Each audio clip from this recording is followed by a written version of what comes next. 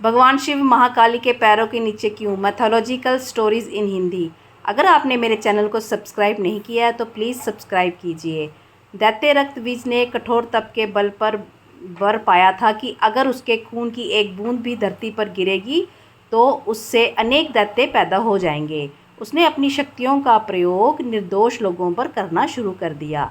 धीरे धीरे उसने अपना आतंक तीनों लोकों पर मचा दिया। देवताओं ने उसे युद्ध के लिए ललकारा। भयंकर युद्ध का आगाज़ हुआ।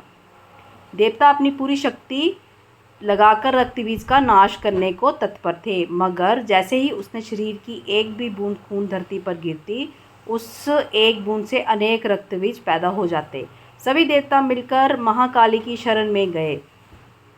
माँ काली असल में सुंदरी रूपी भगवती दुर्गा का काला और डरावना रूप है, जिनकी उत्पत्ति राक्षसों को मारने के लिए ही हुई थी। महाकाली ने देवताओं की रक्षा के लिए विकराल रूप धारण कर युद्ध भूमि में प्रवेश किया। माँ काली की प्रतिमा देखें तो देखा जा सकता है कि वह विकराल माँ है, जिसके हाथ में खप्पर है, लहू टपकता है तो गले में खोपड़ियों की माला है, मगर माँ की आंखें और हृदय से अपने भक्तों के लिए प्रेम की गंगा बहती है। महाकाली ने राक्षसों का वध करना आरंभ किया, लेकिन रक्तबीज के खून की एक भी बूंद धरती पर गिरती तो उससे अनेक दानवों का जन्म हो जाता, जिससे युद्ध भूमि में दैत्यों की संख्या बढ़ने लगी। तब माँ ने अपनी जीवा का विस्तार किया। दानवों का एक बूंद खून धरती पर गिरने की बजाय उनकी जीवा पर गिरने लगा। वह लाशों के ढेर लगाती गईं और उनका खून पीने लगी। इस तरह महाकाली ने रक्तबीज का वध किया, लेकिन तब तक महाकाली का गुस्सा इतना विकराल रूप से हो चुका था कि उनको शांत करना ज़रूरी था, मगर हर कोई उनसे समीप जाने से भी डर रहा था।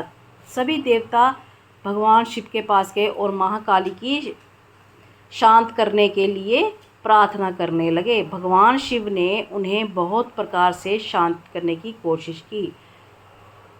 जब सभी प्रयास विफल हो गए तो वह उनके मार्ग में लेट गए। जब उनके चरण भगवान शिव पर पड़े तो वह एकदम से ठिठक गईं। उनका क्रोध शांत हो गया। आदिशक्ति माँ दुर्गा के विविध रूपों का वर्णन मार्कंडेय पुराण में वर्णित है। अच्छी कहानियाँ सुनने के लिए कृपया मेरे चैनल को सब्सक्राइब, लाइक, शेयर करें और कमेंट ज़रूर करें। धन्यवाद।